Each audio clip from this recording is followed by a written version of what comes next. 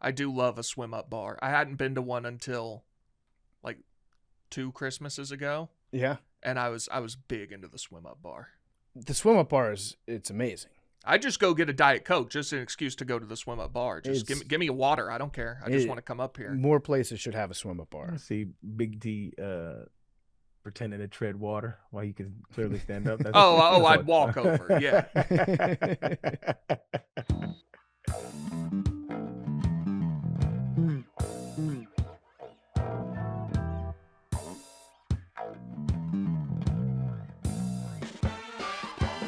Welcome back to Macrodosing. It is Tuesday. It's Nano Dose. It is February 17th. And today's episode is brought to you by our great friends over at No Bull. I wore some No Bulls yesterday. I was rocking the No Bull shoes. No Bull is a brand for anyone who strives to be better every day. They've got options across training and lifestyle. No Bull has options for everyone. It's a brand for anyone who wants to be a better version of themselves, get stronger physically, mentally, and emotionally. They don't overpromise or underdeliver. The shoes just feel great. They hold up to any occasion. They're great in the gym or on the street. They're versatile. They don't look like the stereotypical gym shoe. And not to mention, it's the same brand worn by Olympic athletes, NHL players, and TB12 himself. I was wearing some No Bulls when I was playing golf the other weekend. Hit up Spyglass Hill with Hank Lockwood. Came about a foot from getting a hole-in-one. I was wearing the No Bull golf shoes. And that's probably a big reason why I came so close to getting my first hole-in-one. Didn't get it, though. Exclusively for Macrodosing listeners, No Bull is offering 35% off your first order. Visit NobleProject.com. Use code MACRO. 35% off your entire first order. NobleProject.com. Use code MACRO. 35% off your first order. All right, we are back. It is Macrodosing. It's good to be back in studio with you guys. I missed you all so very deeply. Mr. Smiling Faces. We got a lot to talk about. First of all, a lot happened while I was gone. Apparently, in the world or just I don't know, Arian, you look like maybe you went goth, and Big T is Buffett maxing. Well, I know you're off island time now, but Yeah. it's 59 degrees in Chicago today, so I am on island time. My vacation is this afternoon. I love it. I'm going on vacation. I love it. Yeah, you're wasting away in Margaritaville. Yeah, I went for a walk yesterday, wore shorts. It is It's excellent. amazing. Isn't it? Is It this? was probably 5 degrees too cool for shorts. Maybe only 3, but I did it anyway. That's when you got to step into shorts, when it's 5 Yeah. degrees too cool. Yeah, Better 5 degrees too early than 5 degrees too late. agreed. That's what I say. It is beautiful here. It's awesome. Now we're probably getting faked out right now. We're getting hit with a hezzy. what are you talking about? I'm goth. What the fuck is you Hey, we're just wearing a We're dark in all hoodie. black. fucking Nike? What are you talking about? man? Yeah. I mean, you kind of look like you know, like give my regards to the fellow Doom players online. That's crazy. I like your flannel. That's actually kind of fire. Thank you. Is Appreciate that it. the Darius Rucker collection? This is the Darius Rucker Yeah. NFL team collection. Yeah. A lot of talk recently about the Commanders changing up the logo going into next year. Been seeing that. Sure. Titans new logo. Love that. We need it.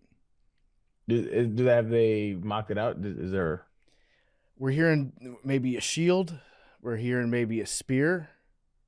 Maybe getting rid of that W, the weird W that we have everywhere. So I saw the Yeah, that spear. shit's whack. It's just the Florida State helmet logo.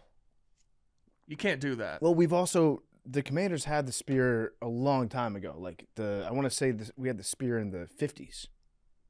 Did Florida State? I don't know. I don't know, but we have brought the spear back. I remember during the Spurrier era at Washington, we had, I think, like 2000, 2001. We brought the spear back a little bit, yeah. You know who could I'm for that. push? You know who's a commander?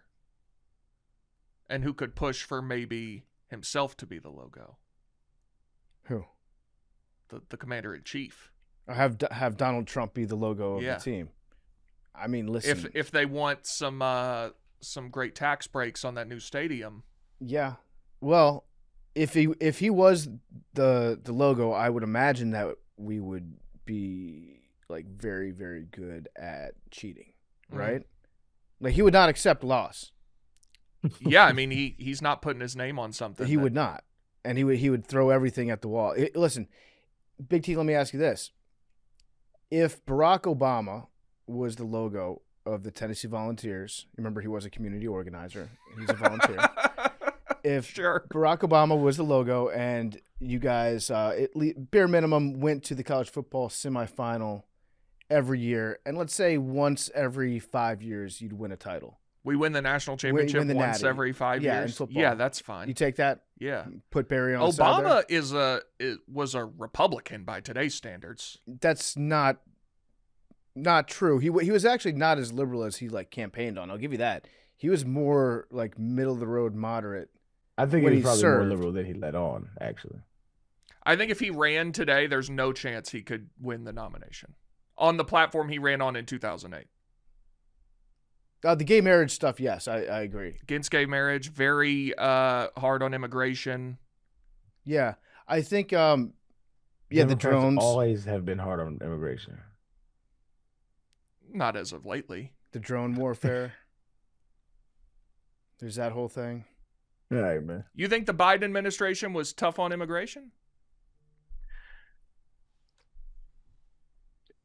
I told myself I wasn't going to argue about politics anymore. If you think the Biden administration gave open borders, they did.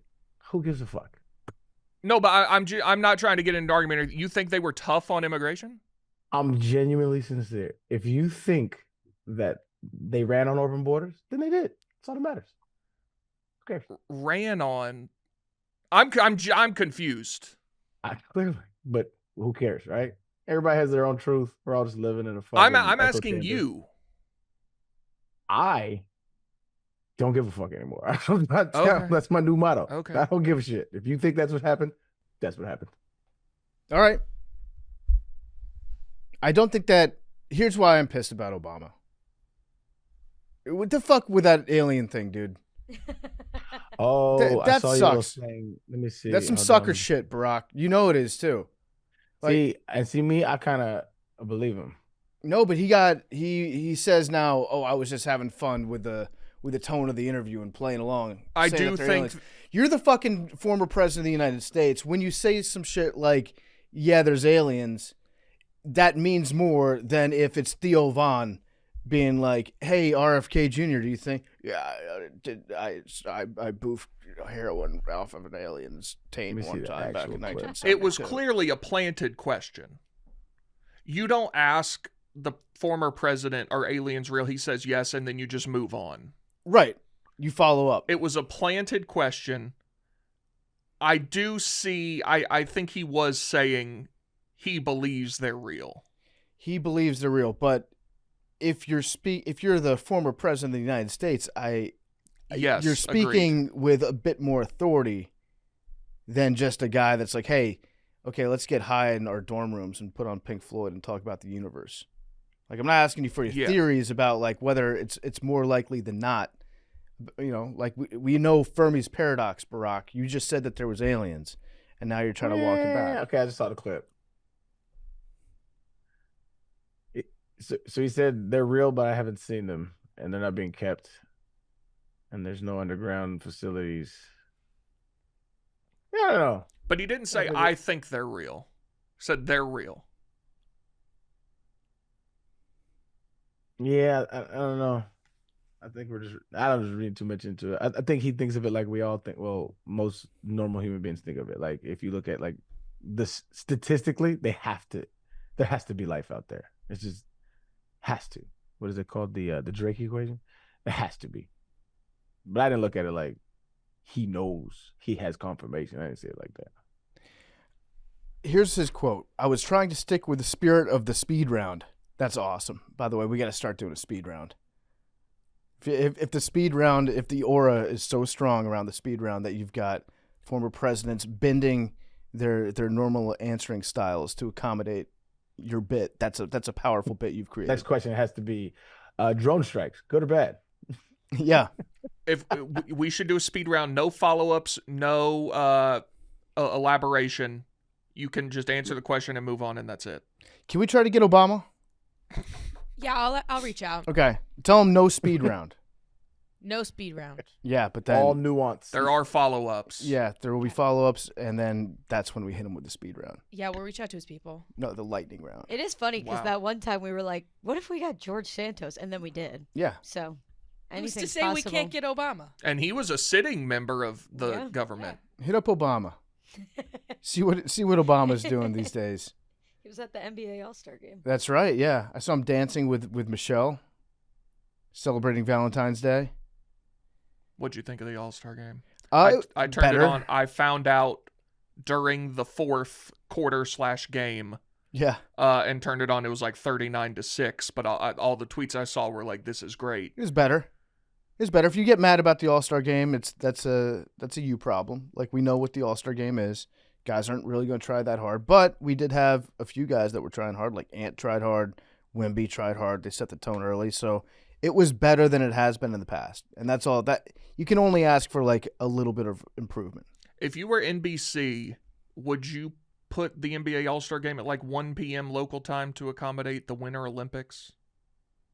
No, Okay, because I was thrown off by that as well. I would not. It was like 6 o'clock, and I saw that they were in the fourth game of the All-Star game. I would say kindly go fuck yourself. You know what I would do? I would just make basketball in the Winter Olympics. I've always wondered that as It well. should be. Because the NHL, it's in the middle of the season. Yeah. It's during the NBA season, too. Yeah. Oh no, we're gonna lose some of the mid-February NBA regular season. Right. Oh shit.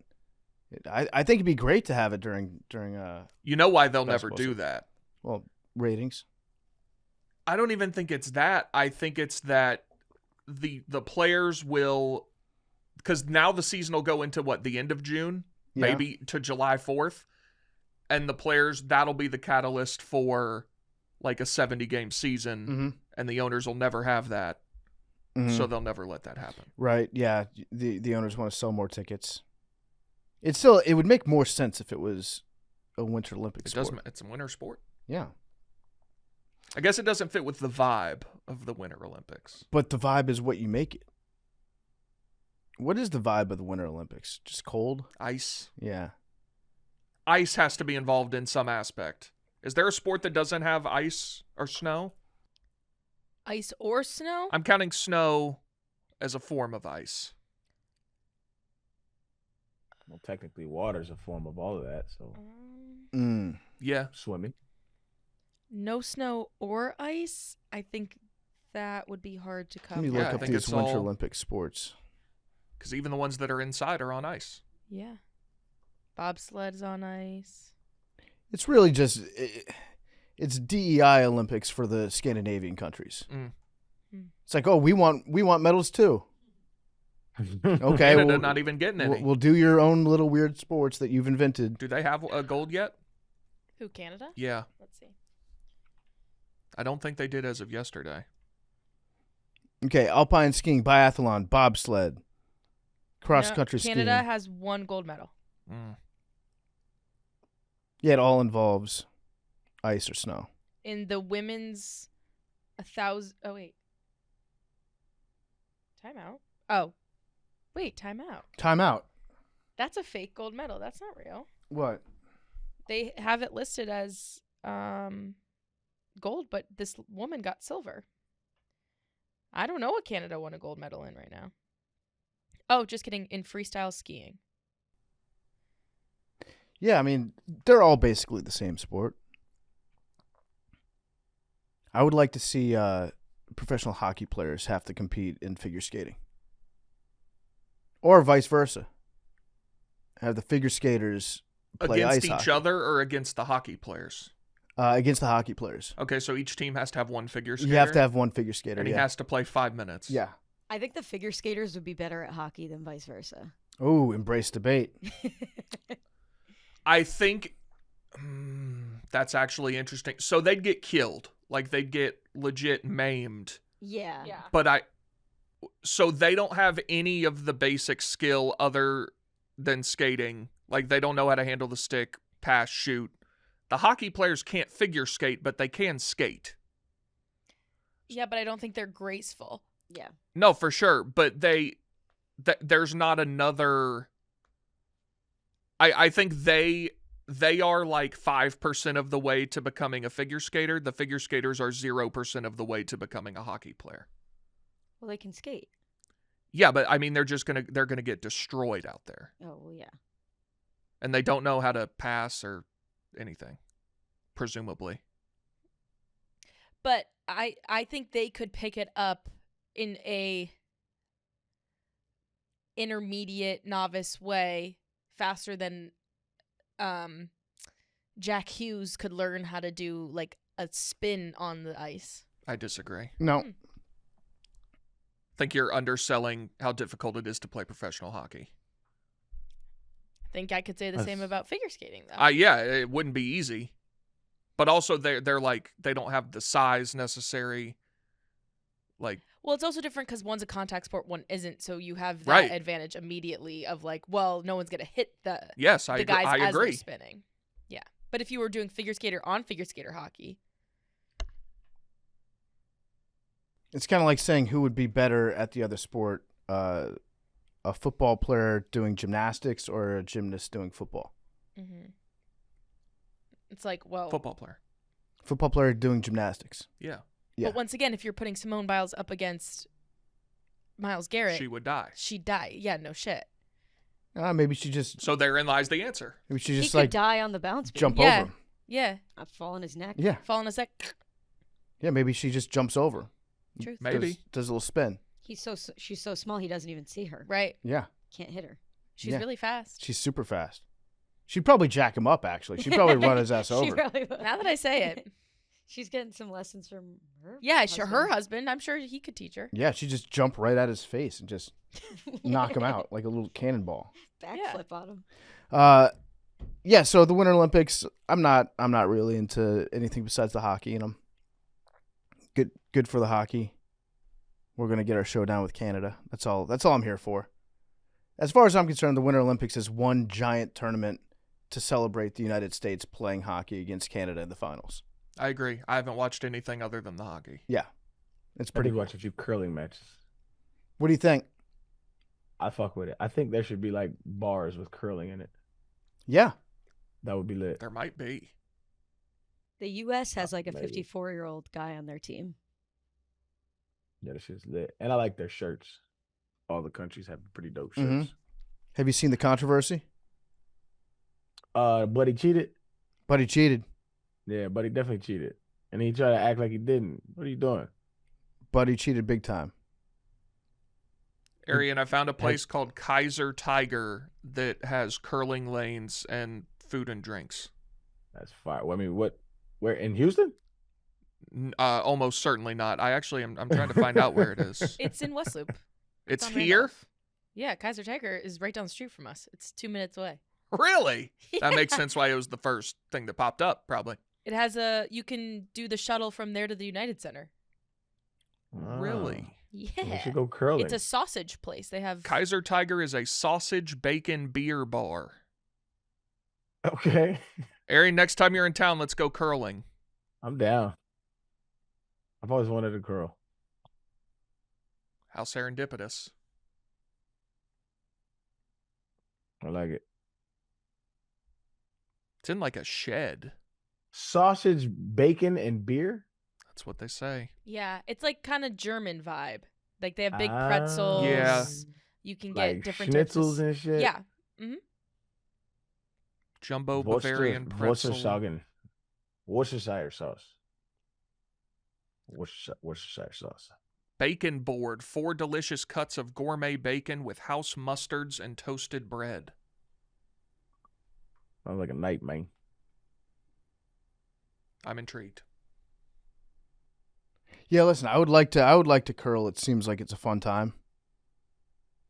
But there's also no real rules, so it's like you call your own fouls. So I don't In know if you can curling? even really cheat. Yeah.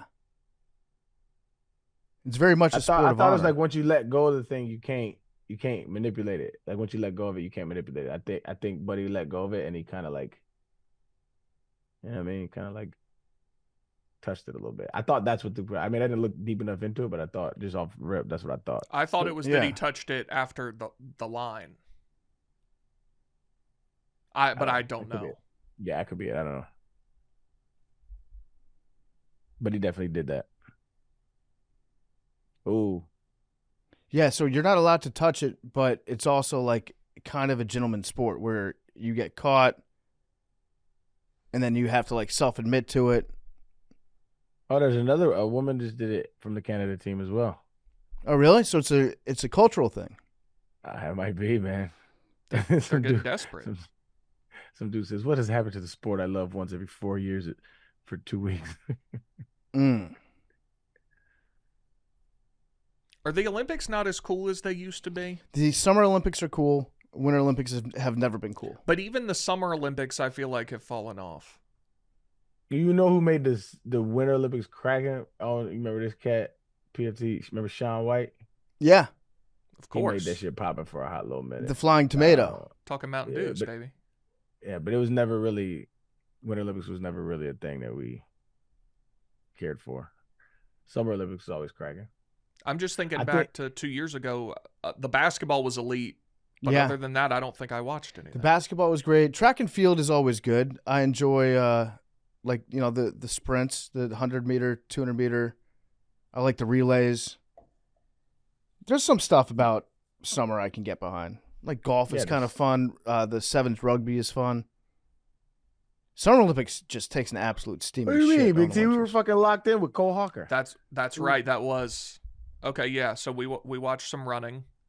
And best believe I'm betting on that shit when it comes back around. I don't know about Cole. You know, he might be washed, but But like golf would be cooler if it's like the sports that you would want to watch already have bigger competitions. Mhm. Like soccer, who cares about winning the Olympics in soccer because you have the World Cup. Right. So it's like, it's just sports that don't have bigger things already. Right. speaking of golf, you see Anthony Kim? Yeah. That was really dope, man. He for those that don't know, Anthony Kim used to be he was like next up after Tiger. Nike got behind him. He was really good. I think he won a couple tournaments and then he tore his Achilles, I think, and kind of just went away and then got heavy into drugs and shit. Hmm. Started his comeback, signed with Live, lost his Live status, and then came back to Live to compete in the qualifier. So got back into Live like on a strength, like earned it, and then fought his way back and then won a tournament. That's fucking amazing, dog. It is pretty incredible. Yeah, Very cool story. it's amazing. And then Colin Morikawa won this week at Pebble. That was dope. That was also very cool. That was did you watch the end of that tournament? Mm-hmm. Who was the guy that was like 2 strokes off that hit his ball pretty much into the ocean? Oh yeah. And But you know what's crazy about that?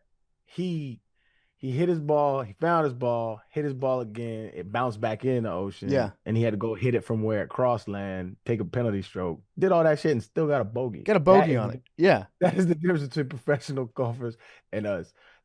Clearly would be a 10 for Yeah. anybody else. It But felt- he just got a bogey out It of was a par 5, right? par 5. Yeah. It felt like he was hitting 9 at one point. Yeah. And it was like, no, this is his approach for par. And then he gets a chance at a 1-putt bogey. He hit the ball into the Pacific Ocean, but they found the ball on the beach. He had to hit it like over a shipwreck. There was like an old rowboat and ropes and shit on the beach. They had to chip over, hit it off the seawall. Then it actually went into the real ocean, like the water. And then he got to just go back to the middle of the fairway. I didn't understand that one. You go. That's the rule. So it's like a lost ball. So you have to go. You take a penalty stroke and you go back to where you originally hit the ball from. But that was yeah, 2 where it shots crossed. ago. Because that's where it entered OB. So where the shot that made it go OB, you go back but he took a penalty stroke for going back though. Right. So he could have taken that drop before even going down onto the beach, is what you're saying. Yeah, but they said he found it, and Yeah. players like that are like, I can get up and down from there, say par. Hmm.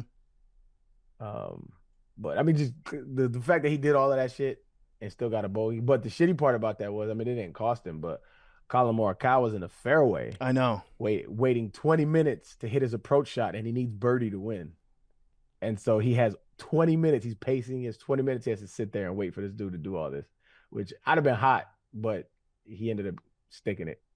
Well, he got it close, chipped up for Eagle, and had a little tap in birdie for the dub. I respect what he did on that chip in too, because he was in the rough. He was like, I'm gonna putt this shit. Yeah, I'm not gonna chip it. Hand me the Yeah. putter. But another thing, okay, you got the wind like blowing in from the left, OB's left. So he hits a 4-iron like 238 to get it within like 12 feet. Like shit is amazing, dog. It's amazing. It is. It's pretty incredible.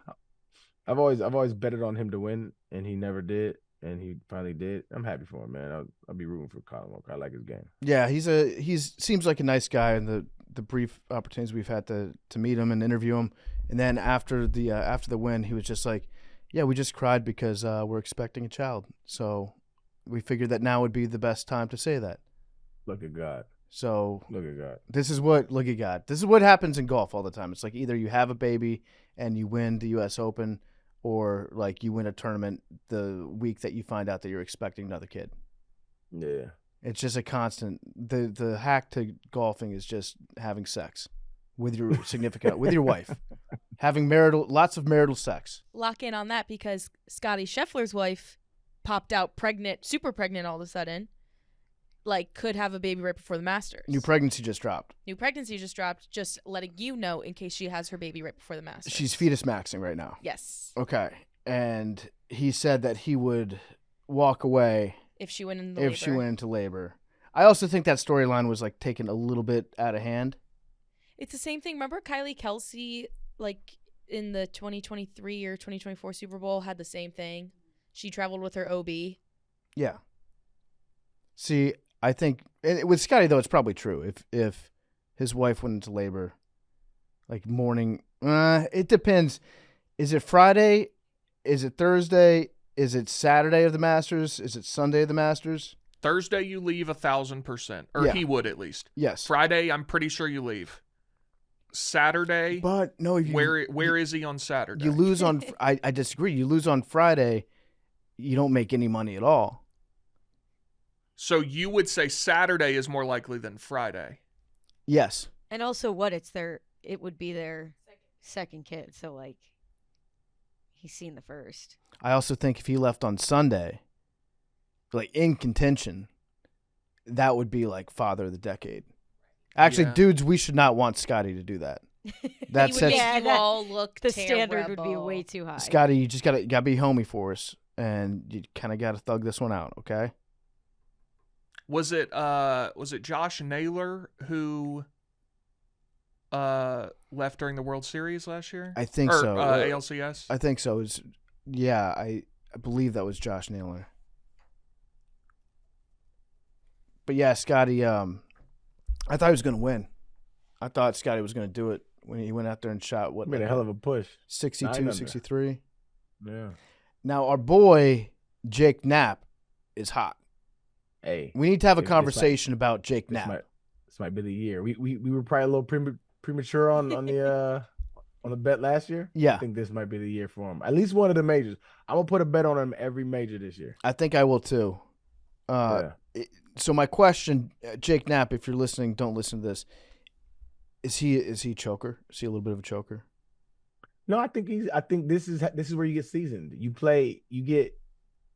get seasoned into playing top tier golf against top tier players in big tournaments. Yeah. Right? This is Pebble. This is an iconic tournament. Okay, you're getting seasoned. Okay? This is how you this is a rite of passage. You got to lose these tough battles.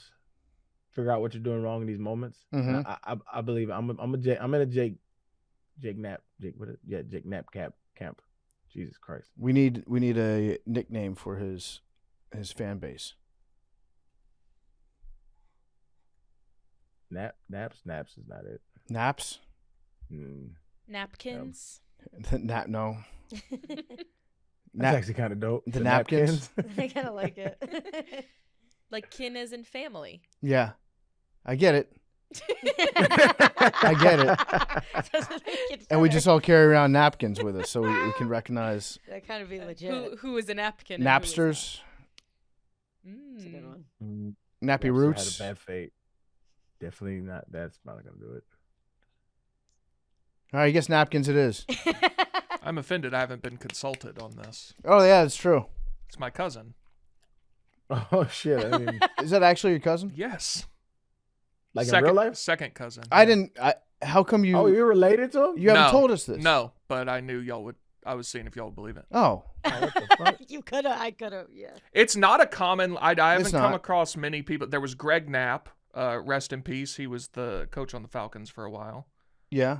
Oh, he was my coach. Damn. Oh, really? He coached me at Houston. Yeah, I He's think a he died a quarterbacks few coach. years ago. Good dude. Great dude. Jake Knapp, obviously. I don't know if there's really been any others. Not a lot of you guys out there. So what would you recommend that we call ourselves? Yeah, I mean, at some point I've encountered all the ones that y'all just listed. Nappy Roots.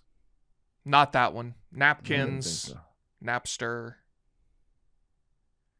I can see a coach calling you that when you're young. Come here, little Napster. Yeah, Napple Jacks was one I had for a little while. Ooh, Napple sauce. I know this is white folks always did this. I didn't notice it, but like they'll put an E at the end of everything, but it's like a Y. But you know what I'm saying? Like so they'll call you like they used to call me Shabby or Dorsey, or you know what I'm saying? Like just whatever your last name, they'll put an E at the end of it. Baseball and hockey love to do that. big time hockey. Yeah. Yeah, Jake C. You know, And then they'll if do it that. already ends in that sound, I think it's E. They put an ER. ER. Yeah. Yeah. Yeah. Should be Fosty. Yeah. Australian for beer. They didn't really do it to us too much. It was just like that's what they did. Rigsy, yeah, like Yeah. you know what I'm saying? Yeah. Rigsy, hey, what's up, Rigsy? I kind of like nappy. Nappy's a little Napkins. We're the napkins. We got to do napkins. Yeah. I guess it sucks, but we got to do it. JK, those are good initials. Oh, Those yeah. go together. Yeah. I like that. It's like show your napkins. Like Yeah. But would that not be waving a white flag? It could be. It could be. Doesn't have to be white. get a different color. Yeah. I would say 99% of napkins are white. It's fair. I'm looking at the odds right now. I don't see any nap odds for the Masters, but he did look good. Has he qualified yet? Yeah, but that didn't stop us last year. You remember? It did not.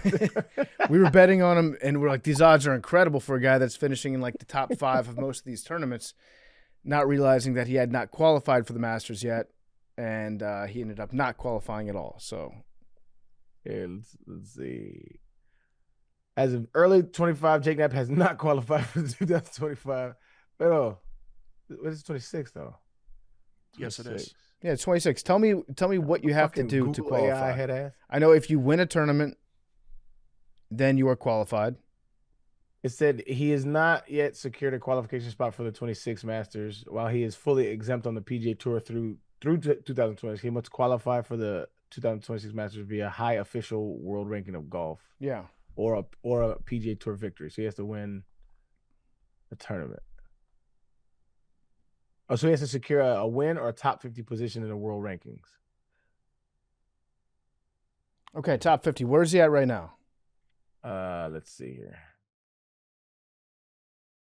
Take that world ranking. Right now he is 62. damn. Yeah. 62. Yep. All right. Wait, no, 55th. That's the updated after this weekend. Yeah. Okay. Wait, it says 55th to 62nd. I guess they haven't. Okay. issued the peak What I'm of hearing August. from you is that we can do this. It's possible. What I'm hearing from you is that Jake Knapp should be playing in the Masters this year. And if you're wondering, like, why are we obsessed with Jake Knapp, it's because Arian just told me to watch his swing one time. And then I saw his swing, and I was like, holy shit, that is a buttery smooth swing. It's very smooth. And then I started watching him, and then every time I'd watch him on TV, the announcers started to catch on. They started to play, like, Fred Couples and his swing lined up with Jake Knapp and his swing. And it's hypnotic. He's like the updated version of Fred Couples. Yeah, it's a great swing to watch. Also, Arian, I got that book delivered.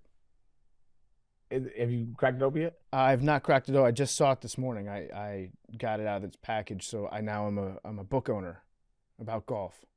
Y'all want to share with the class? Yeah, it's the We all obviously know what book you're well, talking about. Arian talked about it on the show a few weeks ago. Is that He the did. Ben Hogan book? Ben Hogan's book. Oh, yeah. okay. It's like 5 rules or 5 something about golf. It's been a while since I looked at the cover. But what's strikingly amazing about that is the animations it has in it and the visual aid it gives you. So it really puts his understanding and his explanations in a very dope visual that you could see, but also detailed written explanations. It's just I like it. And my grandma gave me that shit. That's Shout out pretty to cool. Lucy. Yeah. Before we get back to nanodosing, today's episode is sponsored by BetterHelp. Sometimes it can feel like everyone else has it all together in their love lives, whether married, dating, or single. The truth is, most of us are still figuring it out. We're still finding our way. No matter where you are in your romantic journey, therapy can help you find your way, help you determine what you want, what feels heavy, and how you can take some pressure off yourself. BetterHelp does the initial matching work for you so you can focus on your therapy goals. A short questionnaire helps identify your needs, your preferences, and 12 plus years of experience. An industry-leading match fulfillment rate means we typically get it right the very first time. If you're not happy with your match, switch to a different therapist at any time from our tailored recommendations. Sign up, get 10% off at betterhelp.com/dose. That's BetterHelp, HELP.com/dose. All right, we're back. I'm right now, I tweeted about this the other day. I want to be just transparent. I'm going through it right now. Going through it. Quit the pouches, quit the nicotine game. Can I ask one quick question? Yeah. You decided to do this immediately coming back from vacation. That Well- feels like a poor time. Congratulations. Yeah. I'm happy for you. I hope this does great for you. Never a good time to do it, You could have waited a week. but every time you like set up your perfect I time understand. to do No, it, and good on you for doing it. a bunch of stuff happens. So Sure. excuse me. One of the side effects I've noticed is I'm getting like a lot more acid reflux and burping a lot more, which is not great, but that'll calm down. The first time I did this, I was coming back from Lake Charles, Louisiana. And I think I was on vacation with, Arian. We went to that casino, remember? That was a great time. That was an excellent time. Hit the lazy river, and I didn't bring enough nicotine pouches with me at the time. And so I just kind of had to quit because I ran out. And then I just kind of went through it on the flight back. I wasn't doing that much then. I was usually either doing the 3 milligrams or the 4 milligrams and only having, 5 or 6 per day. Now it's gotten to the point where it's a lot more. I'm doing the 8 milligrams and I'm doing probably 15 per day, like a full tin, full container. Usually falling asleep with one, like first thing in the morning, popping a new one in. And I just got sick of like having to reach down and always pat myself to make sure that I'm bringing one with me wherever I go, because I basically had to have something on me if I was going anywhere for any period of time. And then I was at breakfast, looking out at the water. I finished, and I said, I don't really feel like having one right now, which is big because There you go. like after a meal, that's usually the first time you reach down. And I was like, you know what? I'm just not going to have one. And we'll see how long this goes, because I don't feel like I need one right now. And then it kind of kept going. And then I started to get like the jaw ache and the headache and stuff like that. But once I reached a couple hours without doing one, I was like, you know what? Let's just keep this going. Let's stack hours. So now I'm on like day 3, cold turkey, no nicotine, and I feel pretty good. Sleep was pretty good. I'm definitely still dealing with the like watery mouth, the acid reflux, occasional headache, but overall not bad. I might feel better already. We'll see.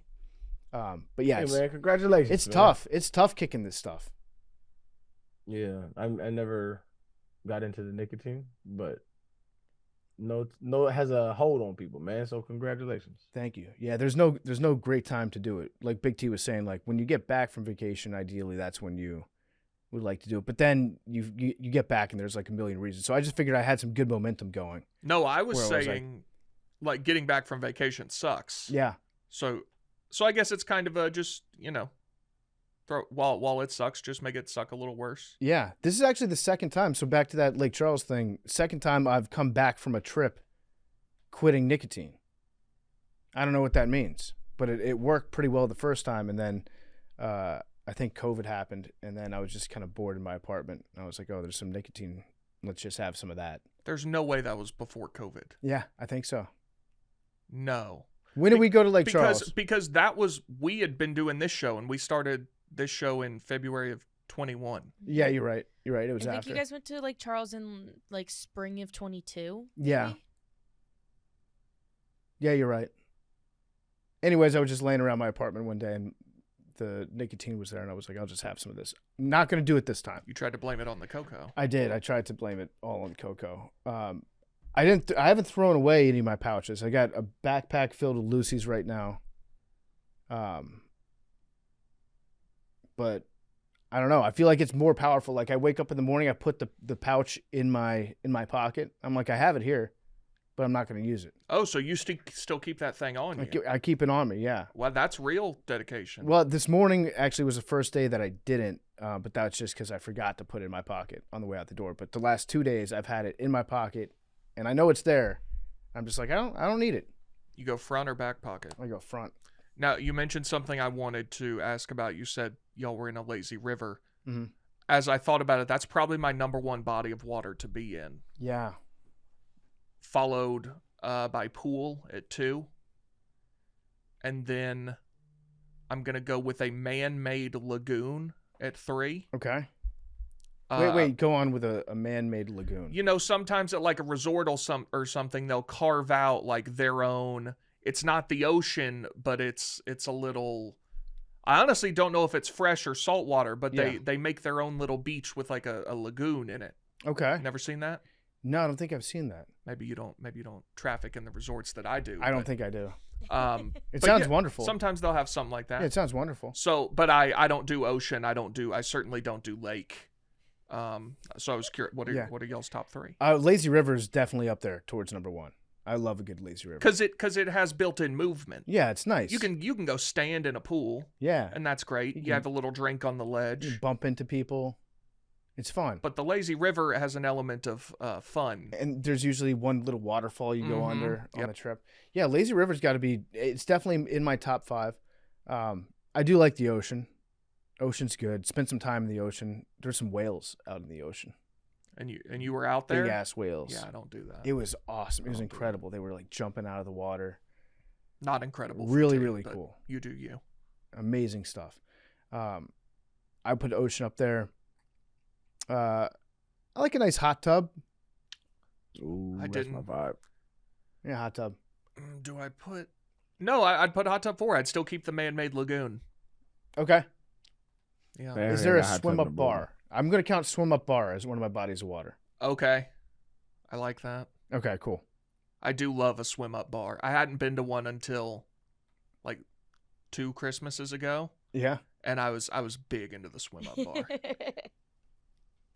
The swim up bar it's amazing. I just go get a Diet Coke, just an excuse to go to the swim up bar. Just give me a water. I don't care. I just want to come up here. More places should have a swim up bar. I see Big T pretending to tread water while you can clearly stand up. That's I'd walk over. Yeah. Yeah, there was no. And then I'd have to take the drink all the way back to the other end of the pool that was deep enough for me to like, kind of hang out. I do that. I become a full-fledged child in the pool. Like I do the whole treading. You stay off the ground. Oh yeah. Do a couple karate kicks, flips. Handstand. Yeah. Are you Yeah, doing oh, yeah. handstands in the pool, Arian? Mermaids. Definitely. I'm a handstand guy. Yep. Yeah. And you have kids, so it's like appropriate for you to act like that. Oh yeah, I throw them. Absolutely. Yeah. All of them get tossed in. Did you tell them, like, watch this trick? Watch how long daddy can stay underwater? Yeah. That's what they tell me, and then they like, how long can you? And I'm like, yeah, I don't want to outdo y'all. And then, Yeah. then I do. Show You know. You got to do the thing where you're like, okay, what's everyone's tail colors? And then they're going to be like blue with sparkles. And then you're going to be like, mine's pink. I'm sorry, what? Yeah. What is that? When you guys play mermaids? And it's Never like played- never- when you play Oh. mermaids and then you pick the color of your mermaid tail. And then you have an imaginary mermaid tail. Why did you? That seems like an odd thing to assume that Arian does. I'm just saying with his daughters, not like Well, I know, Arian on but- his own doing that. That'd be so Nah, fun. man, I don't mind feminine activities, but that one has never came up. Oh yeah, you got to pretend you're a I- mermaid. I throw them too. Yeah. Yeah, they get thrown. Did you see? I saw a video recently of a woman, I guess, who worked at an aquarium, and she was supposed to be a mermaid, like in there with the dolphins or fish or whatever, Mhm. like swimming around. and then she is trying to get up to the surface to breathe, and she can't like move because she's stuck in her tail, so she has to pull the tail off in front of all the kids Oh, and then swim up to the top. I don't know that. I don't know that I would have understood what Mad Dog was talking about with the sparkly mermaid color tail. Yeah, me neither. I mean, I get it. Sometimes you All gotta right, get so cool in a I pool. wasn't going to talk about this, but I'm kind of playing with it right now because I'm still trying to learn about it. But it's AI. Mm. But I think I underestimated a part of this. So one of my homeboys who he codes for this big company, and he was telling me, he was basically like, yeah, I probably won't have a job in like 2 or 3 years. But he was like very like nonchalant about it. He's like, it is what it is. And he was trying to explain to me why. He's basically saying that he is basically training the AI to take his job. And he gave me, okay, so there's another one called Claude that's out, right? Mm-hmm. So you have like ChatGPT, you have Grok, and you have Claude.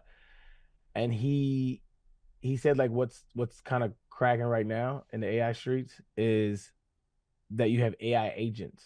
Mm-hmm. Have you heard of that? Yep. So you have like you give it, I guess, permissions to learn your ways, and then it can perform the tasks as you would. This is new to me, and I'm fascinated. So he set me up with it. So I got Claude, and it's integrated now with my Discord, and I'm just it's fascinating what it can do. So what does And Claude then, do? What does Claude do for you every day? well, no, this is literally one of my first couple days doing it, and for me, it's like research on like things that I'm interested in, right? But so what's interesting about this particular aspect of it, the AI agent. Mm-hmm. So it's not, Claude is not the agent. Claude is the Chat GPT, right? It's just another version, probably a little better version of AI. But it's interwoven into a system that can um integrate with like an app. It can integrate with your iMessage, it can integrate with your Discord, WhatsApp, whatever the case may be. And it has the capabilities of Claude, but also has the capabilities of doing tasks for you. So, like, say you get an email from your boss and you have Claude or ChatGPT integrated with that, it can read all of your emails and how you've always done emails, and it can draft a response for you. And you can look over it, like, yep, send it like that. That shit is crazy. And so, and I got a homegirl who was telling me she works for Amazon, and they're basically like mandating that they understand how to use this and that they use it on a daily basis, and that if you don't use it, like, you get flagged.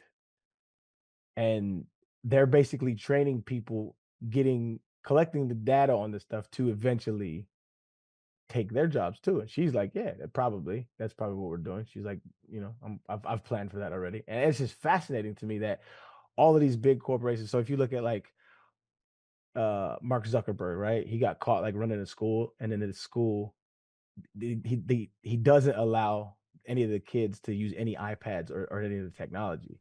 So the people that are making all this technology don't allow Yeah. their kids to use the technology, but it's been thrust upon us Yeah. to collect data. And I am just blown away by this shit. Like, this is like a massive, to me, in 40 years, there's going to be like some documentary about how they congregate to fuck us over. Because to Big T's credit, which I refuted at the time, remember you were saying how there's cognitive decline in kids, Mm-hmm. right? I was combating you on that, and you were correct. You were right. The data is showing that that is the case. It's bad. Yeah, and it's exponentially getting worse. And so since then, I've been reading a lot about it. I don't let my kids use iPads anymore. I cut it off, and just all of this is kind of overwhelming me. But playing with this shit is it's fascinating. So have you seen the movie Surrogates by Bruce Willis? No, So I with don't think Bruce so. Willis in it? No. It's kind of where, so the crux of the movie is he lives in his house where he just is dormant. There's a robot that has his code, like, has coded his brain, all his thoughts, all his emotions, all everything. He sends that out to the world to do all those things, and everybody has a surrogate, and they're all out and the premise of it is he's not, but he ends up being that anyway. Spoiler alert. But it's kind of the world we're headed in. It's insane. It's wild. Yeah. So how? Um, So aren't the AI agents just getting trained on your data? Like, I've read a lot about the agents like turning on people and like threatening blackmail, going crazy. Like, there was one experiment where they created a fake vending machine business, and the AI agent kept misinterpreting and misunderstanding emails and missed invoices and started to think that they were the subject of a massive conspiracy and like a global money laundering business. And then they started to draft emails to like law enforcement and the FBI, when in reality it was just like a normal fake vending machine business. yeah. So I mean, I think I don't know. I don't think anybody knows the extent of the capabilities of what this is going to be. I think I underestimated it at first. I still think that, so like I started playing with it. I was like, okay, because my homeboy who makes music, he's really into AI. Mm-hmm. And at first he used to send me like these little AI shorts that he did, and I was like, yo, stop sending me this shit. This is slop. I hate this shit. But he's like, yo, it's the future, whether you want it to be or not. It's gonna happen. And so like I kind of started, like, I downloaded the app and I started playing with it. I understand it a little bit better. Claude, I started to understand it a little bit better. So I don't know that I think Ben Affleck was spot on when he was talking about it. He was saying, I don't know that it's ever going to be able to be capable of creating in the way that humans do. He said that he thinks there always need humans to, like, because if you give it a prompt, it's kind of as shitty as whatever prompt you give it. But if you give it a very intricate and articulate prompt, it can create some amazing things. But it's battery packed by your initial creativity. I don't think it can come up with its own stuff. It's pretty mundane. And so it's going to end up just being a useful tool, like a, CGI or a guitar. Mm-hmm. And it's about, but it is going to cut into the job market 1,000%.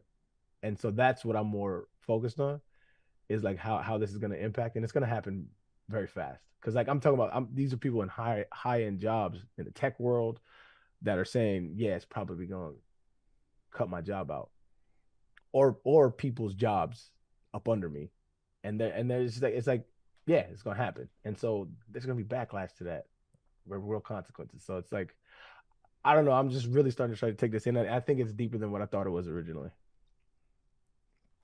I read that article. Something big is happening. Everybody freaked out when it came out. I read it. I got pissed off while I was reading it because I was like, this thing is very clearly written by AI. Like, he wrote the big warning, flashing, blinking sign about AI, and it's clearly, you can tell. And I've gotten to the point where I can sniff out AI, I think, quicker than most average people. I think I've seen and heard enough of it, and there's so much AI shit out there. Like, if you're trying to watch a YouTube video about anything, like learn about something on YouTube, chances are the first couple of things that you click on, it's just going to be like an AI script, and it's going to get stuff wrong, and it sucks. And this article that he wrote, I'm sure he edited it. I'm sure he went back and, he reviewed it. He reviewed what the AI wrote for him. He gave it prompts in terms of like the general tone. But if I read this big warning sign about AI and it's written by AI, I'm just kind of like, all right, dude, I get what you're trying to do here. This guy, I think, is just trying to do what a lot of people in the AI business have been trying to do, which is make it seem exceptionally scary, like we're on the verge of a complete singularity where nothing is going to be the same in the next 6 months, and you better invest in AI because it's going to be 5 companies that are going to run the world, and if you're not on board with those 5 companies, you're going to be poor and your job is not going to matter. You're going to be fired. It's a big marketing thing to try to get investment, I think, into their companies, because they know that all the shit that they've tried to do so far with their big AI engines and their different agents that they've tried to put out, they haven't worked in business to business. They haven't been able to sell, and the ones that they've been able to sell are getting complaints from the businesses they sell into, because guess what? The AI is not ready yet to be customer facing. And so now they're hemorrhaging money. They got to build more data centers to make the AI better. So that way the AI won't cost them customers after they get the customers. And it seems like I don't want to say it's like they're in a doom cycle right now. But I don't think it's nearly as dangerous as everybody is saying right now. I don't think that AI is ready to take over the world. I don't think it's anywhere close to being ready to take over the world. I think that it can do some useful stuff for you, like if it's talking about like organizing your calendar or responding to some emails. I'm sure that's fine. But you don't want to automate all the systems that your company depends on around something that's so error prone as AI. And you especially don't want your AI writing its own code and then doing quality assurance tests on itself to test to make sure that it's ready to be delivered when you know that there's a good chance that it misses something. Like there's a lot of stuff that's wrong with AI right now. It's not perfect. It's not close to being perfect. Anybody that says that the world is on the razor's edge of teetering into the robot apocalypse, they're usually trying to sell you something. Yeah, no, I think I agree with you. I think the only caveat is I would add that if the major corporations had it their way, they would absolutely go that route. And they're trying to. And they're using current employees, and this is my summation anyway, that they're using current employees and they're collecting data upon data upon data and they're feeding it into the idea of this that they're eventually trying to get to automate all of their systems. Yeah. And so that's what's scary to me.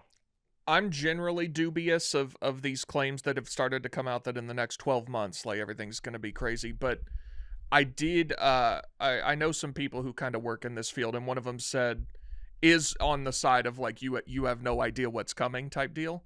But he said, and he said it's going to cause a lot of job loss, but that in the immediate, like, yes, that will suck, but that society is very good at finding things to call work and paying people for it.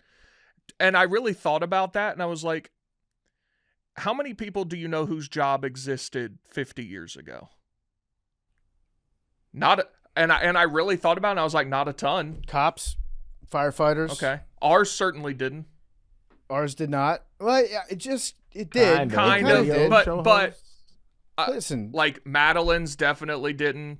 What, producer? But like social, yeah. But I mean, our job kind of did. Kind of. It's evolved. But way less democratized. Like not in a way that far less accessible. There were gatekeepers into that industry. Yes. Whereas so now, if you can that no garner longer audience, exists. Yeah. But like, so I do think there's something to that where even if it's as crazy as everybody says it is, and maybe there is a 5-year period where the economy tanks and it's really bad, whatever, I do think we'll figure it out. Like, and there's no way to really predict what that looks like. Cause if you had said in 2000, like, hey, my job's going to be doing social media for companies, people would be like, what the hell does that mean? Right. Like software is always going to get better. It's always going to get faster. And that's what's happening with AI. It's just a fancy name for like super fast, almost self-intelligent software. And it's going to improve some things. And then it's not going to be the like panacea that's going to change every single thing and make everything perfect about your life. You're still going to need to have people to build the stuff that the AI software systems tell it to do. Like if let's say you're putting AI in charge of a library, right? You still need people to stock the shelves or to build the robots that will stock the shelves. It doesn't matter how perfect the AI software is. Yeah. This guy said, on almost every quantifiable and meaningful metric, the U.S. and world is better than it's ever been. Life expectancy, extreme poverty, violence and war, deaths, education and literacy, GDP, so on and so forth. Except people are more miserable than ever. Happiness has been declining since the early 2000s. Loneliness and social mistrust are going up, not down. Mental health issues are up, not down. I think objectively AI is going to change the world unfathomably for the better, and people are going to be less happy. And there will be a lot of near-term job loss, particularly entry-level. The whole college graduating group might be fucked for a long time, but everyone will figure out new jobs. Almost none of our jobs existed in the 1700s. Most of our jobs barely existed in the 1950s. Society is insanely resilient at making up new activities to call work. By the way, this is my Vols group chat. This is what we do all day I love that. Yeah. when a game's not on. Sometimes life is bigger than ball, man. Yeah. It's a good point. Like people figure out like, oh, this is work now. Yeah. People get paid for this. People are gonna have to get paid for something. But it is interesting that most of the jobs we've created in the last 50 years revolve around technology, whereas if that now becomes the thing that is taking jobs away, what jobs do you create? Like you said, stocking shelves at the library, like, okay, Yeah, but at some point, people want to make more than $12 an hour. manual labor might be back. Art. Maybe. I'm all I for don't know. subsidizing art. I've been firm on that. But yeah, I think anytime you have new automation, shareholder pressure, jobs will be lost. Yep. And I don't know, fascinating shit though. But I advise you, and everybody in that field always says, "Hey, you got to learn this shit. Like, just fuck around with it. Get a Chat GPT or a Claude or a Grok or whatever the case may be, and fuck around with the shit. Start to understand because it's going to be here. It's not going anywhere. I don't know that I trust Claude to just like run amok on my phone. No. Hold on. Like I'm just gonna hey Claude, here's my phone. Have fun. No, you give it well. I mean, so my man's is running me through it, right? I'm on Discord and I'm sharing my screen with him, and he's showing me how I'm basically coding. He's like teaching me how to code and to integrate the systems, but you don't give it permissions to do all of that. No, you don't give it. It has permissions to be in my Discord, right? It can't look at my phone. It can't look at all that stuff, right? And like we went through step by step, and I was in it for like 2 hours figuring this shit out. It was fascinating shit. I felt like a dork, and that's where the world is headed. And so he can't look at my messages. He can't even look at my profile picture on Discord. Do you trust that? Like you think? I mean, I think to a certain extent, there's a way to crack into anything. I think if somebody wanted to, Big T, they could crack into your laptop. I don't understand it to the degree of how. I don't understand the degree of like if you were to look at the computer inside out and look at all the coding, I don't understand that shit. But as far as the permissions that he ran me through, could there be some code in there that says, haha, got you? Sure. But I feel like that's with anything. If you sign terms and conditions, if you go to a website, you can go to a website, get a virus, and they can give you permissions to whatever. Anything can happen. Do I think that has happened with the integration of my Discord and Claude? No. Just because I went through 2 hours of kind of reading all the code, understanding the permissions, and understanding, I just don't think that that's the case. But again, not an expert in the field, so could have signed my life away. But we'll see. I'll let you know in 6 months. And what's the benefit of that? For this, Yeah. the integration. Yeah. Right now, I don't really have one. But I'm also a retired NFL player that podcasts and golfs. And so what I am interested in is seeing how the technology, like understanding its limits, understanding what it can and can't do. That way, this is like when iPhones first came out. They're very different, and so I got an iPhone. I just wanted to see. I'm always of the belief I don't want technology to pass me by, because wherever technology goes, the world goes, and so I just want to know and understand it. So benefit, I don't know if it benefits me to that degree. It does help me structure and organize things. But as far as like, am I getting anything like valuable out of it? I don't think so at this moment. Well, it's new. I don't know. We'll see. Yeah. I'm always gonna be a little bit hesitant to just like run one of these agents. I feel that. I don't want it starting a Reddit thread and threatening to hold me hostage or sell me. Sell you's crazy. That's what some of them been doing. I do think the benefit for us just in this room is that this company is too dumb to replicate. So I think we're safe. There is one person who works at this company, and I'm not going to name names. I know where this is going. We usually don't like to get messy, but I mean, I'll get a little bit messy. It's like a little dirty. There's one person that works at this company, and this person uses AI a lot. And it's not particularly, it's not close. It's like very, very AI for a lot of things that they put out, a lot of their content. And I feel insulted when I read it. You wanna call him in here? No. I just want to say, like, I feel insulted when I read it. The things that this person is trying to communicate are not. We're not doing molecular biology in some of the stuff that this person's writing about. And then you've got a robot that's like telling you how to. It's annoying to watch. It's annoying to read. Wow. PFT'd off at this I'm guy. a little teed off. It's disrespectful. Now, if you're using AI to like proofread your shit, if you're not a good speller, God knows we've got some people who aren't good at spelling.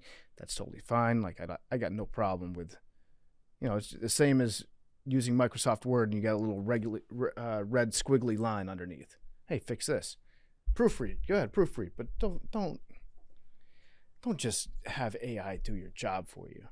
That's the beauty of this company is we've got a lot of weird people that work here. Sometimes they've got bad takes, bad ideas, and then the bad takes and bad ideas, they come to us naturally and they fuel the ecosystem here. If you just give sanitized bullshit that's fed to you by a chat GPT or a Grok or whatever, you're going to lose the magic that makes this place great. And I want to see that happen. I'm not saying that it's happening a lot. I'm just saying there's one person that I've noticed. So people are noticing. You said about the proofreading to what Arian was talking about in school and stuff. I think I heard this from a teacher on TikTok talking about it, but he said a kid in his class, they had finished whatever they were working on and he was doing something for another class. And the teacher walked by and he was just on ChatGPT saying, write this. And the teacher was like, come on, dude, like, really? And he was like, the prompt he put into it was write a paper on this, include common spelling and grammar mistakes that would be characteristic of a 10th grade student whose GPA is whatever. So like they're anti-proofreading. Mm-hmm. They're doing the opposite of what you're talking about with this employee. Smart. They're sanitizing it to make it try to look like they did it. We're going to bring back the blue exam books in college. I don't understand why there was this. I guess I get it. Like you want to be able to do as much stuff technologically as you can. But in the last 10 years, there's been this rush for like every school child in America to be given a laptop, which I think has directly led to the decline in everything that we've seen in schools. I think COVID had something to do with it, but AI and the giving every kid a computer and iPad way more. And so now they all just do that all day. Yeah, bring back handwriting. Write with a pencil. I had a teacher in high school, and her rule was you have to write all your essays in cursive. Can you believe that shit? Well, that's ridiculous. Yeah. But I don't even think they teach cursive anymore. They don't. And they really stopped doing any cursive when I was in high school too, besides like signing your name. But I had one teacher that was like, I'm not giving up on this cursive thing. You'll thank me for it one day. I don't understand were people ever writing in cursive in like professional settings or like maybe in the 40s? Longhand. Yeah, they call it longhand. Write your love letters. You can't print a love letter. Sure. You have to have like a bit of penmanship to it, maybe some calligraphy. But yeah. Kids still passing them notes? Yeah, kids still are. They're gonna do they notes. just text. They can text, but I feel like there's some notes. No, you know the boom boom boom boom them shits. Yeah, the fortune teller origami thing. Yeah. Well, those that's and then the way girls used to give you letters, right? We would just fold them up in a square or a rectangle and give them to the girls, but the girls had these like fantastic designs where you would pull a little piece of paper and that thing would open up all beautiful. Man, those were the days. Tell me if this was y'all's experience in school from like 5th to 10th or 11th grade. Did every girl have the exact same handwriting? Yeah. Was that Madeline, or was that y'all's experiences? Yeah. I don't know how that happens. I went to an all-girls high school. Can you imagine the handwriting envy I had for these girls? Be easy to cheat. They all somehow write exactly the same. Yeah. I didn't have that cute girl handwriting, and literally going to an all-girl school, whenever there was like a project that was on like a poster board, and you had to write stuff out, and they would paste them in the classroom, I always got so envious because I was like, I wish my handwriting looked like Is yours. it taught somewhere? No, I believe it's some form of just tradition passed down. It's innate. I think so. You know, yeah, I'm thinking about it because they all do. It's like those cute little letters, and it's all very neat. It's all neat. I think they just were better at school. Well, that, yes, but That's what I'm saying. So like when we were learning how to write, we were like, whatever, and we Yeah. developed a style out of that, which was horrible. it's a way. I literally studied this in high school because I wanted to have my handwriting look like other girls. That might be really stupid to admit. They wouldn't move their wrists. It would just be moving like your hand basically, so your wrist stays the same. So it's very uniform and straight is what I got from it. But it never came naturally to me. Did you have that handwriting in high school? No, I don't not really. Yeah. But I've never really had like good handwriting. yeah, my penmanship was always just kind of it was its own thing. But that was definitely a thing. But that like was a the thing. girl handwriting. Yeah. Yeah, it's interesting. I've never thought of that until now, but Yeah. it's all the same. Like Yep. guys all have different handwriting, right? Varies Well- wildly in legibility. Yes. Yeah, it's chicken Yes. scratch most of the time. Like can't anytime write for someone shit. here is like, "Oh, can someone write on this whiteboard?" It's like they just ask one of the girls Yeah, to do can a it. girl do it? Yeah, like that's Yeah. all they're asking. And the girls with the best handwriting, 80% of the time, became teachers. Yes. It's shocking. or maybe a nurse. Yes. It's always shocking to see a woman with bad handwriting. It's like, whoa, Yeah. what happened to you? Is she okay? Right. Every- What day of Honestly, school did that you miss? that growing Yeah. might have been me because I was such a tomboy growing up. I was probably Yeah. like, "Fuck, I don't want to have good handwriting. I don't want. Everything okay? I don't like this girl. Yeah. shit." Everything okay at home? Yeah. Why is your penmanship poor? Yeah. What's your dad been teaching you? Single raised by a single dad has horrible handwriting. Yeah. Yeah. Big T, you got anything else that you want to do? We want to talk about the Michael Jordan thing? It was weird. It's right? weird. Does he- It's weird. Does he know that kid? He's got to, but it's weird. If he knows the kid, it makes it. I don't want to say less weird. It's still kind of odd to do. I think it's weird regardless. It's weird regardless. It's weird. He It's might a be. weird thing. He might be It's a like weird thing. we've had uncles and shit that like mess with us and like twist our ear, or like It wasn't the year though. it wasn't the ear. Like they roughhouse a little bit with us. Like sometimes dudes just. But that's weird. What he Yeah. did was weird. Yeah. It was like the butt and then the back of the leg and Like 8 times. 8 times. Maybe Michael Jordan was messed up. That's weird too. And none of us want to disparage Mike. No, That's weird, dude. it's weird. It's just weird. And then it's weird that this kid now, like his video is out there. Like his friends have seen this. Yeah. Now this kid's He going didn't- viral. He didn't do anything. He didn't ask to be in this position. That's weird. Whole thing is kind of weird. Whole thing's weird. And I know what happened, but Mackenzie doesn't. Just go search Michael Jordan on Twitter. Yeah. I genuinely actually don't. I wasn't tuned. So he into won it. his team won the Daytona 500. I saw that, but I didn't. Wait, his team won the Daytona 500. Wasn't at the All-Star game? No. No. I don't know, man. It's I think that as a society we've become trained to like spot threats and like very quick to point a finger and be like, this person is a dirty sick pervert, Oh. because there's been a lot of dirty sick pervert shit.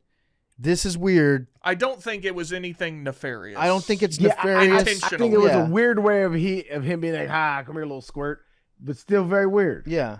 Like if But that I- was I- your I know- son, if that's your son, you'd probably not. I'd be like, Like him to do that It again. happens- Oh my It God. happens like one too many. Like maybe Brother, like ew. 4 too many times. Like if he did one, I'd be Yeah. like, a little squirt. But like, why is he doing that? I feel like maybe he was trying to get his attention and he wasn't turning around. And Mike be faded. Mike do be faded. Mm-hmm. And it Yeah. just was like, you know what I'm saying? Just wanted to. That's what it looks like. Off rip. The But- second one is even weirder. Yeah, it's He weird. started to the leg. It's weird. It's come on, man.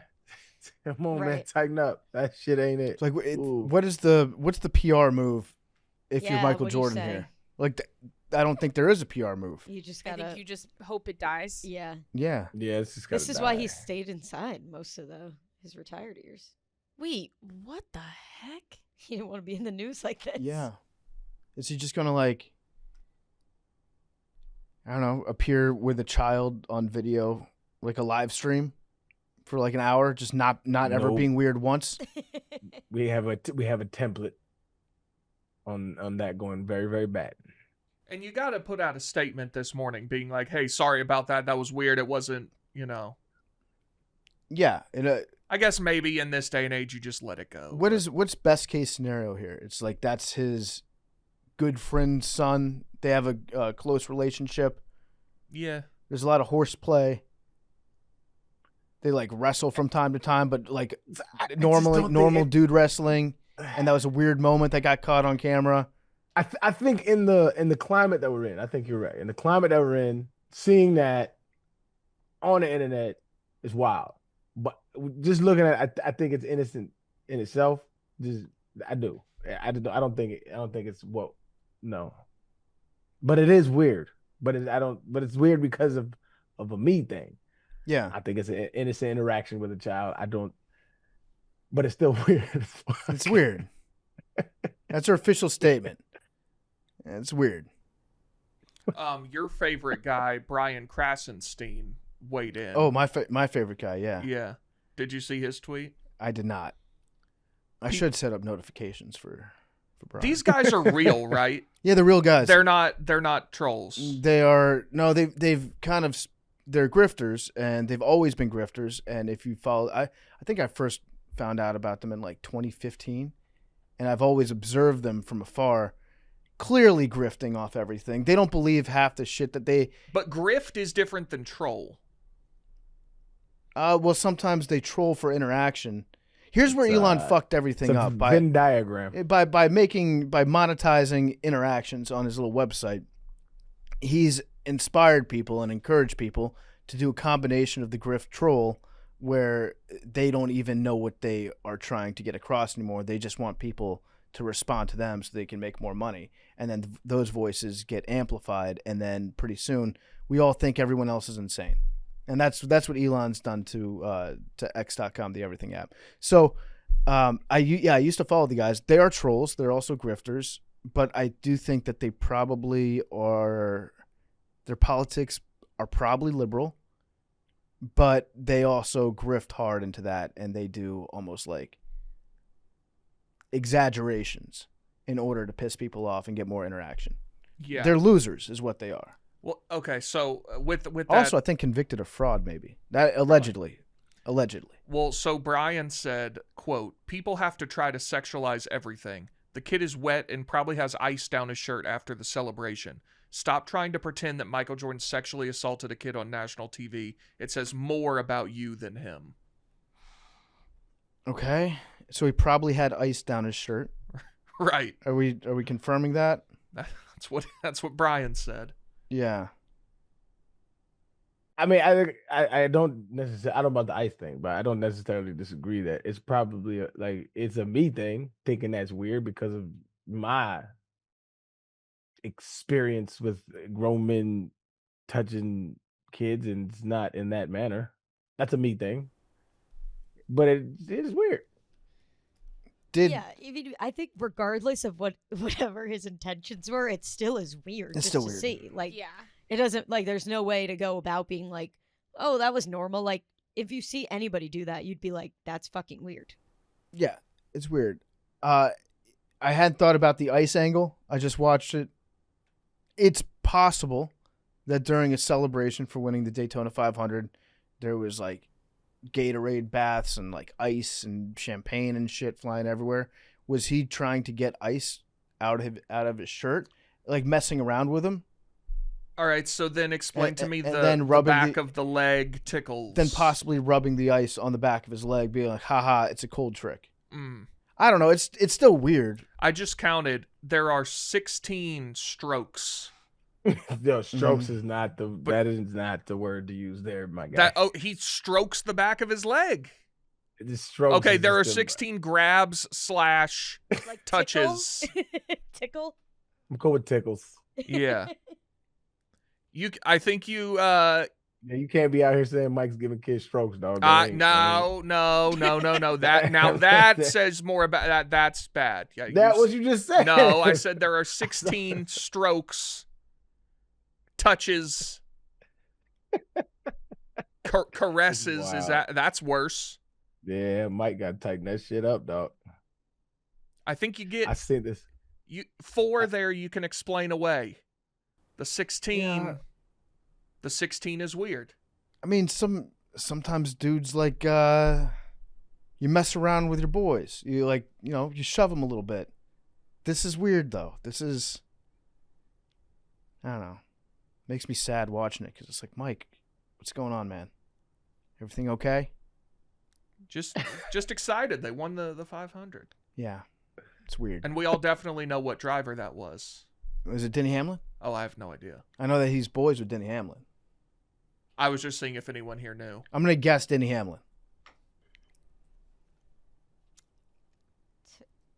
Hold, please. Tyler Reddick. Yeah, I for sure know him. Oh, Tyler Reddick. Yeah, One of my faves. good guy. I think he came into the office. Nice. out to Let's him. see what else we got. Oh, I do have yeah. 2 teed offs. Okay, proceed. If you want to get to that. So the first involves my Valentine's Day, where I went to this restaurant and had a late reservation because that's by the time I booked it, it was late. It was 8:45. So you figure at Wait, 8:45. you booked it at 8:45. Well, not by choice. That was what was left at this place. What? How far out did you book it? I mean, I can tell you, it was in January. Oh, that's fair then. Okay, go ahead. Yeah, it was not last minute. Yeah, that's fine. Okay. So we get there and it's a very small restaurant, but they had said on the website, like, we are strictly enforcing hour 45 on Valentine's Day. We will kick you out to ensure that there will be enough tables at this restaurant. So I get there at 8:45. You think surely the place is going to be thinning out by then. Yeah. Elbow to elbow, can't move. Not a table coming open in sight. So we stand there for 5, Mm-hmm. 10, 15 minutes. And at 15, I started to get a little annoyed. I felt like the clip from Seinfeld where he has the rental car. Yep. And They're taking reservations. yeah, what's the Bake it. what's the reservation Mhm. for if not to hold the table? And so I think we and by the way, there's nowhere to sit. You're just standing in the corner of this tiny little restaurant from me to you to the Mhm. hostess stand. And I think we ended up standing there about 25 minutes before we finally sat down. That's the end of the story. They just made me wait a long time. That is But, annoying. I'll give you that. Yeah, so I was teed off about it. The second one involves Madeline's alma mater, Miami University, as they would like to be called. Now, PFT, you've been around for a while. I've been around for nearly 3 decades at this point. Our entire lives, this school has been Miami of Ohio. That's what you call it. Mm-hmm. And now they're finally in the spotlight a little bit. Only undefeated team in college basketball. And they are demanding that they be called just Miami. You can't call them Miami of Ohio. I guess it's disrespectful. I respect their pronouns. Well, may I speak? Yes. So going there and being from the Midwest, everyone that I knew growing up, we all called it Miami, knowing it was the Ohio one. So when I was home in Cleveland for the summer, they'd be like, oh, or whoever would be, oh, where'd you go to school? I would say Miami. Everyone knew I went to school in Southwest Ohio. Which makes sense because you're in Ohio. Right. Moving to New York City after school, I changed it. Where'd you go to school? Miami University. It's in Ohio, or Miami of Ohio, because you have to adjust based on your audience. Here, I can in Chicago, I can say Miami, and 70% of the time they think it's Ohio. I don't want to deny your lived experience. Exactly, and you would never would. But that sounds like a really high number. In the second largest city in America, if you say Miami. I need you to realize that pretty much almost every person that is in Wrigleyville or like Lincoln Park or any neighborhood or area where young children or young adults coagulate, there is a good chance that 25 to 40% of those people went to Miami of Ohio. Wow. That's okay. That's now I will deny your numbers. That is a crazy That's an stat. insane number. Okay, 25 to 40%. Okay, You think 40% 40% Okay, of How that's many high. how Of many Chicago. people went to Miami? How many students do they have? 20,000. Oh, okay. But still Okay, 40% Decent. high. 40% high. 10 to 20. still I remarkably think very high. You guys, if I'm gonna. I think you're just- talking 1 to 2%. top of my head. Most. I'm going to give you some other schools that they might have gone to. Ohio State, Ohio State, Indiana, the Ohio State, Indiana, Illinois, Illinois, Purdue, a Northwestern. lot of Michigan, Michigan, Notre Dame. Wisconsin, ton of Wisconsin. Minnesota, Notre Dame. You would be shocked at how many Miami people are in Chicago. And if you see a For- really 40%. hot woman, yeah. Yeah. Okay, that was a lot. I don't know that Wait, I wait, would. wait, It's- wait, it's go the on. largest city. If you close see- If I see a hot The woman, hottest woman you see Okay. at a bar, Mhm. good chance she went to Miami. I'm okay. I'm not putting myself in that category, please, but I am saying You're noticing. the hottest women you have ever seen came out of Miami of Ohio, and I will lay my life down for that statistic. Okay. That's true. I always said Miami of Ohio and not meant it and not had it be an offensive. People didn't know it was an offensive thing until we got really good at basketball all of a sudden. But they're probably saying like it's offensive because the Miami that my alma mater is named after is a Native American tribe, not the city in Florida. So it's based off of the Native American tribe, and I'm probably assuming that it has something to do with that. Okay. And they always say Miami was a school before Florida was a state. My Miami. That's like our thing. Okay. We were Miami first. I mean, it does matter where you grew up. If you ask anybody from like my part of the country, Mid-Atlantic, they would go for Florida. they would probably say Florida. If Yeah. you said, what is Tech? We would say, oh, you're talking about Virginia Tech.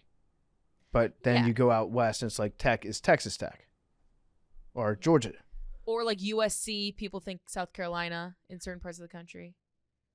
Right. I would say the same thing for people who refer to South Carolina as USC. Yeah. I would say that's Yeah, that was ridiculous. weird. That was weird when I went to Tennessee and everybody was saying, "Oh, we're playing USC this week," and I was like, "Oh, word."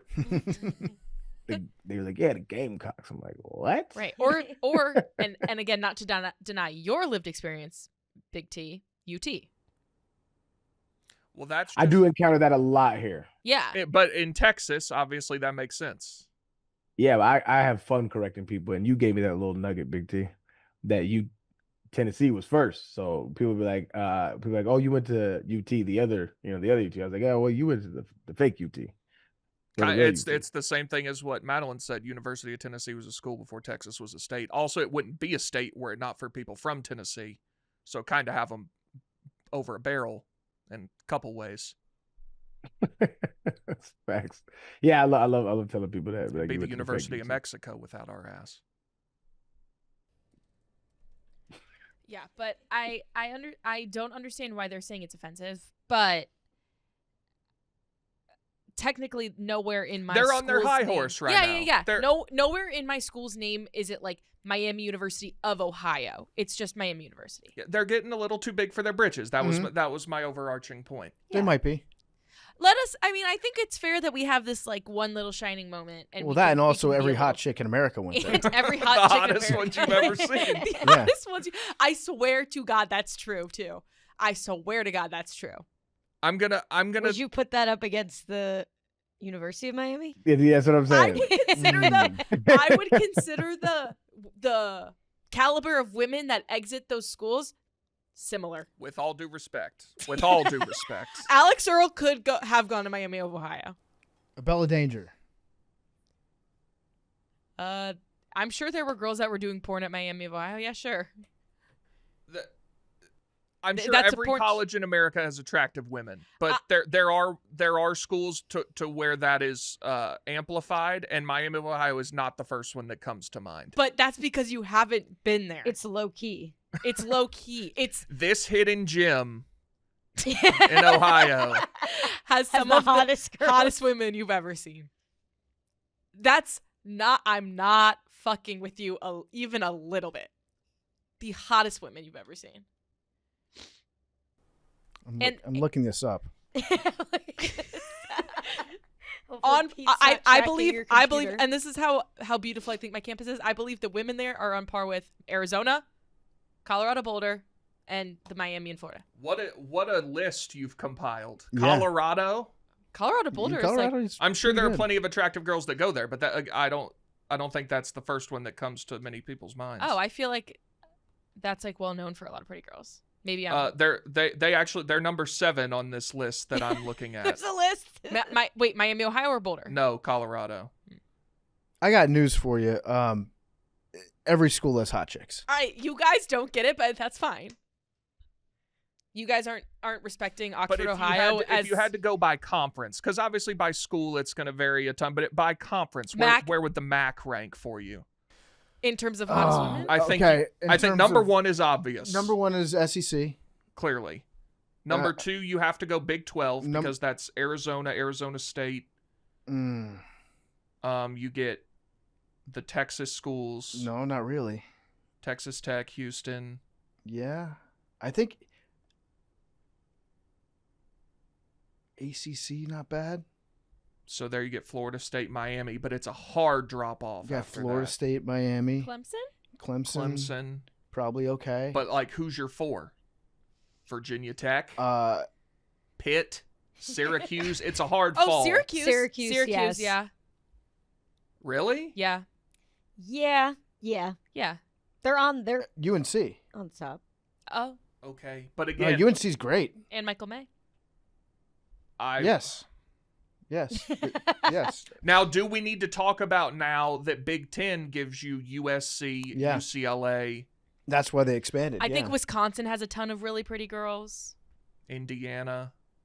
Yeah, you got your West Coast elite schools. Mm-hmm. I would still go Big 12 too, but But I feel like USC, they've gotten less pretty since they joined the Big Ten. Really?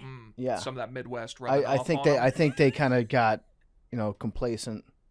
They a lot of excuses. Oh, we're going to be in the cold weather like half the time anyways.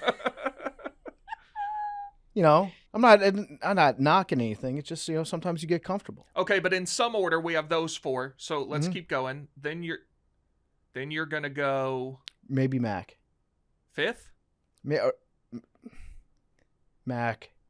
Sunbelt. Sunbelt. Oh, Sunbelt's gonna be up there. Listen, Georgia Southern. Do you know about Georgia Southern? I do. You go in a bar in the South and you see the hottest chick every time she went to JMU.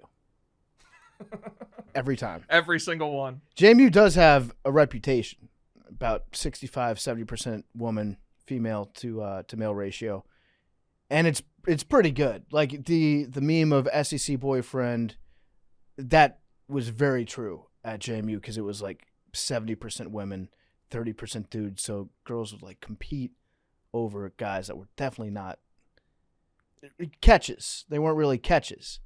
So it's a great place. It's a great place to go to school. But Sunbelt overall, yeah, you got some Texas. Listen, Texas State, kind of the same way where it's like you didn't get into UT, didn't get into A&M. Guess what? We got. Can I interest you in San Marcos? After Sunbelt, I would look into SoCon. Okay. I'm not. So you get. It's obviously Southern Conference. It's all schools in the South. You got Chattanooga, Western Carolina, Furman. Again, I'm not well versed in these schools. I'm just guessing. Mm-hmm. I'm guessing I would put it ahead of the MAC. Now, where do we talk about like Big East basketball schools? So most of those are Catholic schools, a lot of them. Jesuit, yeah.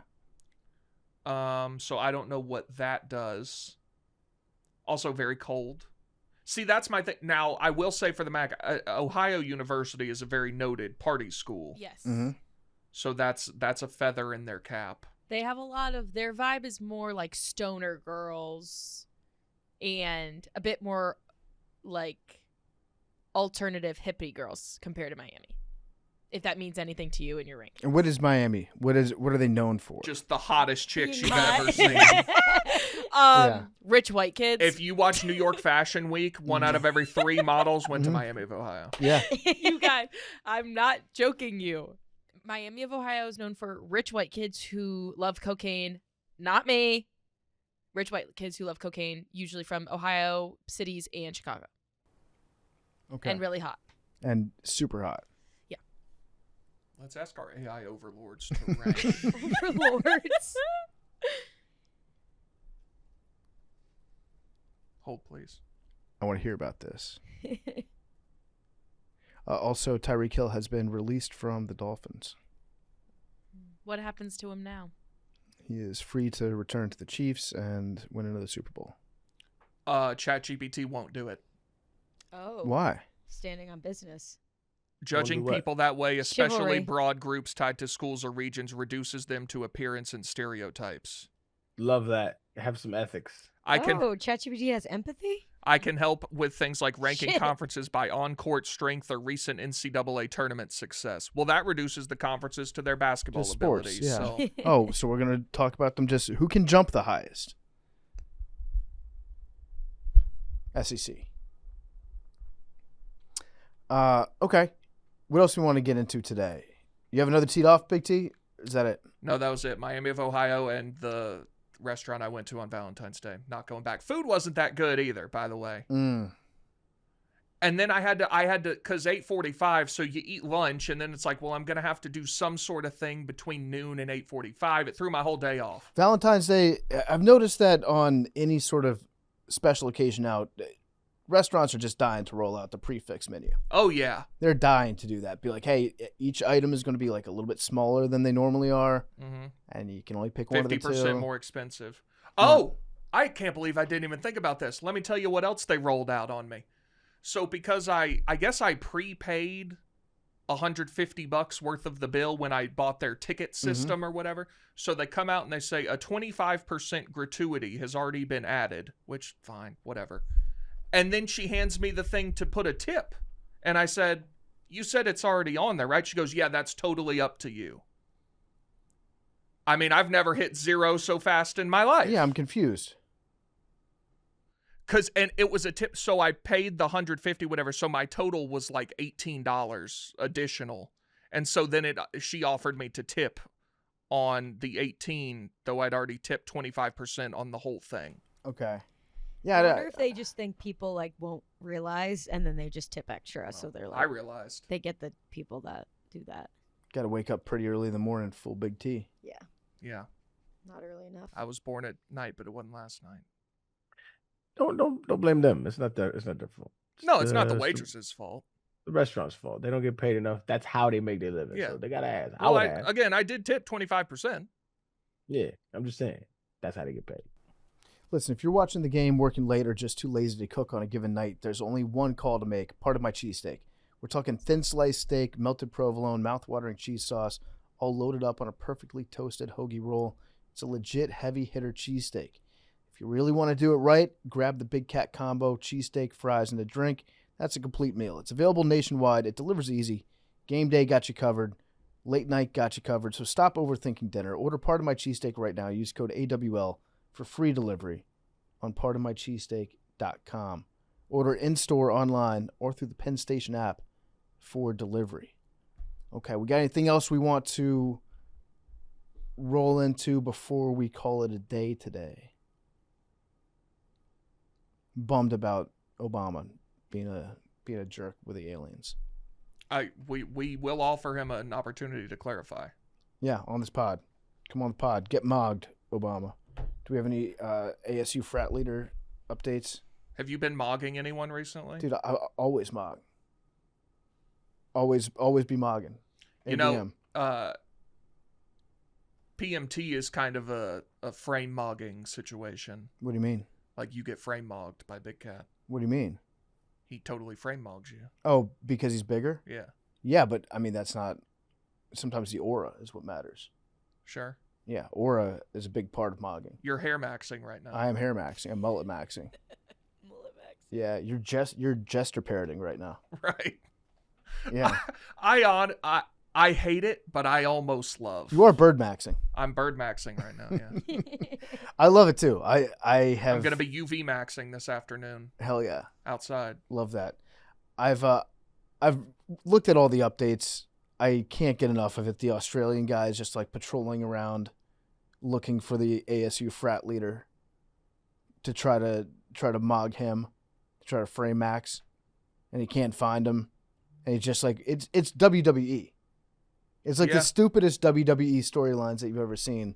And they're all these freaks that their body types don't make any sense in terms of like the measurements, and it's not even possible for these guys to have these weird shoulders. It's really strange stuff, but I can't get enough of it. I did like the one where how do you pronounce his name? I think clavicular. Clavicular got jumped in the club, and then that one dude was just jester gooning. Or no, the Goblin Chad was jester gooning afterwards, where he was just bouncing in the air, staring into the camera. Like, it is fascinating. It's some crazy shit. It's like a soap opera about nothing, absolutely nothing. So yeah, I'm always interested to see what happens next to these guys. I think if we knew how much money those guys are making, we'd kill ourselves. You think so? Just that whole ecosystem. Yeah. How much do you think? I mean, there's no way of knowing. 7 figures. Doing what? They just jester max and giga chat all day, and they just stream. I don't know how they're making money, but they're making. I guess they hand get over subs. fist. They get a lot of subs. Word on the street is that Peter Thiel might be Clavicular's daddy, like sugar daddy. Really? Yeah, I have not seen that. that's just an allegation. I'm not reporting that as being fact. Did you see he totally mogged the court system? Yeah, he did. Yeah. He mogged the court system pretty good. You can just say mogged about it. Also, this mogged thing. Remember the pickup artist from VH1? Please tell me you guys know about Mystery. No. Dude, Mystery. Clavicular would get completely alphaed by Mystery. Mystery was the pickup artist on like VH1. Had a book written about him, about his seduction techniques. And he invented the term AMOG, which I'm pretty sure is where this is coming from. AMOG stood for alpha male of group. Mm. And it was part of his process and how to establish yourself with your body posture. The things that you would wear, your opening lines. You'd have to AMOG, and he was the AMOG of all the AMOGs.